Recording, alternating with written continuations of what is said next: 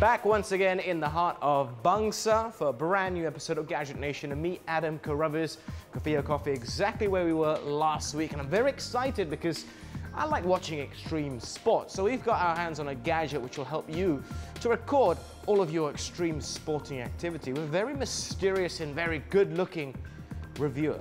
That's coming up later. So why wait? Let's just start right now. Press play. Not me, you. Yeah, me. Okay.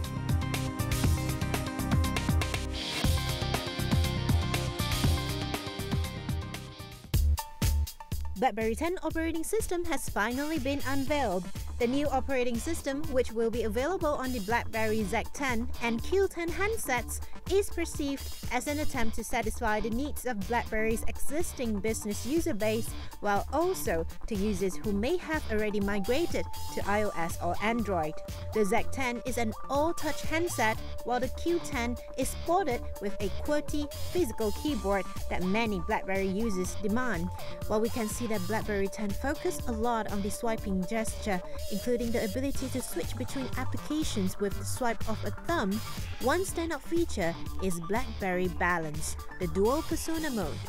With BlackBerry Balance, BlackBerry 10 users can have one set of applications and setting enabled when they are at work, and another completely separate set of applications and settings when they are at home.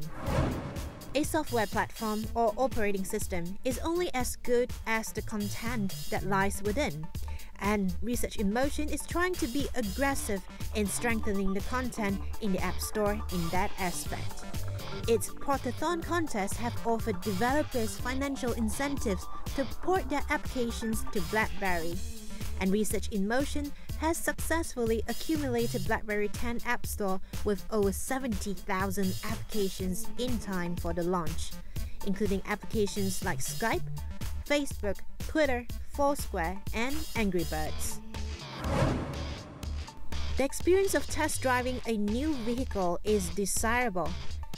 Audi worked with a Toronto-based advertising agency, Zulu Alpha Kilo, created a slot car racetrack with custom-made quattros that allowed the public to race through a realistic setting using a custom iPad controller. Race times were displayed on a live leaderboard on-site and online, and the fastest win an Audi driving experience package that included a hot lap on a racetrack in an Audi R8. The idea of integrating slot car racetrack with modern technology is refreshing, and we are sure that we will see more of this type of integration in the future. Do you know why I wear this here? Because underneath 2 layers is a body very similar to Tobey Maguire before he gets bitten by a spider in Spider-Man. What I'm trying to say is my body is not built for extreme sports in any way whatsoever. So, of course, I've never really experienced doing all this climbing and snowboarding and all of that, but I would love to give it a go and be able to track it as I go along. So the industry leader right now, GoPro, released their new edition of their GoPro cameras, the Hero 3. I'm really excited about it, but I'm not very experienced with it. So we have someone called Johan Ariff, yes, the producer and host here on Astro Awani, like, you know, Adrenalin, for example. They need the GoPro, so he's decided to give us his thorough review.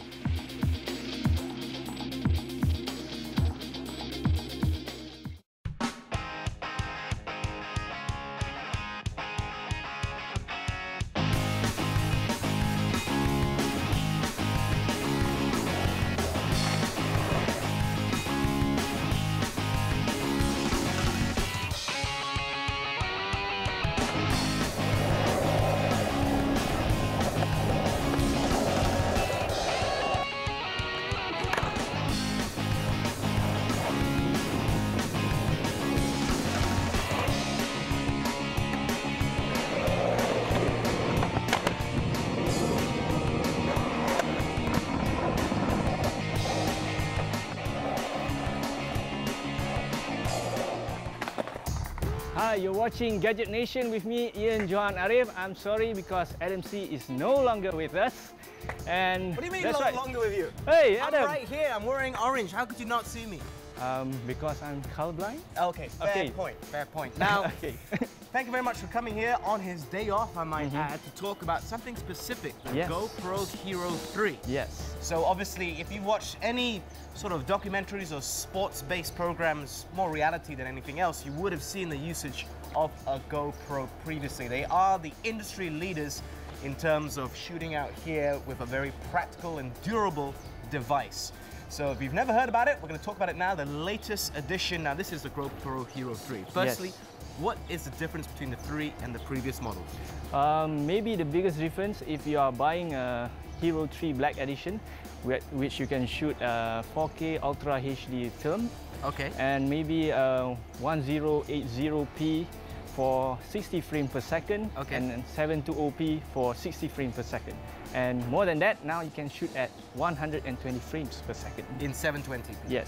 All right, now that basically means slow motion is going to look really, Yes. really awesome in HD. Now there's different editions. There's like black, silver, and white. Yes. What separates all those devices? I think, like I said before, is the shooting modes. Yeah. And that's about it. If you want to compare it with the GoPro Hero 3 and Hero 2, that means it's smaller, lighter, and I see can be more durable right now. More durable right now. Okay, I actually have it here in my hand so you can actually take a look at it. Yeah. What about the practicality of shooting this for your show, Adrenalin? Obviously, it's very outdoorsy, very sporty. Yes, for Hero 3, I think it can go wherever the cameraman cannot go.